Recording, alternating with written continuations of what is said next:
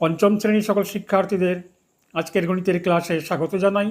আজকের বিষয়বস্তু পঞ্চম শ্রেণীর গণিত বইয়ের 233 পৃষ্ঠায় প্রদত্ত প্যাটার্ন বা বিন্যাস দেখে গুণের সাহায্যে ছক পূরণ করি।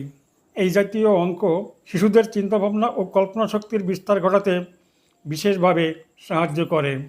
এই জাতীয় গুরুত্বপূর্ণ ভিডিও নিয়মিতভাবে পাওয়ার জন্য চ্যানেলটিকে অবশ্যই সাবস্ক্রাইব করে রাখবে। এবার শুরু করা যাক। প্রথমে এই প্যাটার্ন বা বিন্যাস ভালো করে লক্ষ্য করো। এখানে দেওয়া আছে 5 গুণ 7 সমান 35। এখানে 7 গুণ ড্যাশ সমান 63। 7কে কত দ্বারা গুণ করলে এখানে গুণফল 63 হবে? আমরা জানি 7কে যদি 9 দ্বারা গুণ করা হয় তবে গুণফল 63 হবে। সুতরাং এখানে শূন্যস্থানে হবে 9। এবার এই ছকটি ভালো করে লক্ষ্য করো। এই বাঁদিকে 5 এবং ডান দিকে 11। 5 গুণ 11 সমান 55। 11 গুণ 9 সমান এখানে 99। 9কে 7 দ্বারা গুণ করলে গুণফল 63। এবার এই 7 গুণ এই 5, 7 গুণ 5 এই মাঝের সংখ্যাটি 35। এর দুই প্রান্তে যে দুটি সংখ্যা রয়েছে এই সংখ্যা দুটি গুণ করলে এই মাঝের সংখ্যাটি পাওয়া যায়। অর্থাৎ মাঝের সংখ্যাটি হলো এর দুই প্রান্তে অবস্থিত দুটি সংখ্যার গুণফল।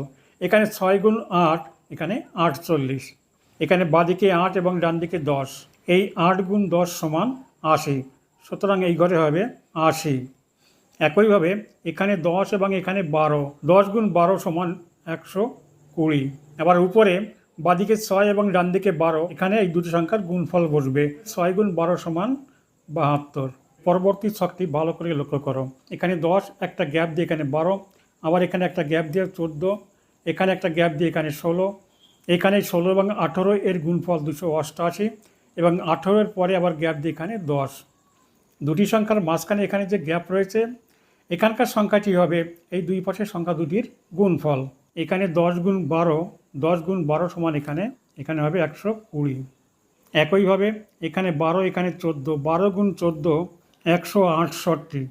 একইভাবে এখানে এই বাঁদিকে 14 এবং ডান দিকে 16। 14 গুণ 16 সমান 224। এখানে 16 গুণ 18 সমান 288। এখানে এই প্রান্তে 18 এবং অপর প্রান্তে 10।